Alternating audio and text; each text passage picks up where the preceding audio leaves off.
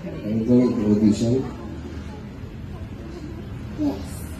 What are you going to do? I'm going to dance.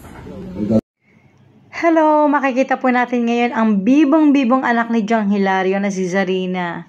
Tinatanong siya ng kanyang papa kung anong kanyang gagawin at sinagot niya na, I'm going to dance. Napaka-cute po talaga niya. Wait. What's your name first?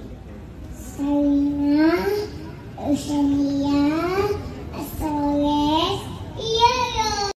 At tinanong po siya ng kanyang papa kung ano po ang kanyang pangalan. Sinabi po niya ng buong buo ang kanyang pangalan. Kaya cute na cute po talaga itong si Zarina. Sobrang bibo pong bata. Nakakatuwa po.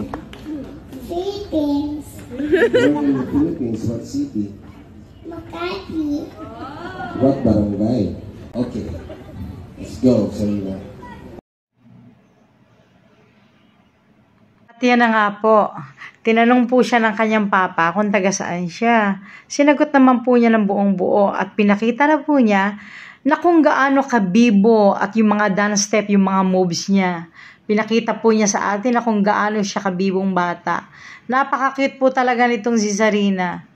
Yan, mag-i-start na po siya. Ipapakita po natin yung kanyang mga dance. Sobrang napakabibo po nitong bata na ito. Alam na alam po niya kung ano yung mga dance move.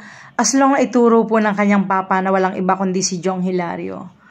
Nakakatuwa po pa talaga ito si Zarina kasi sa age po na 2 taon.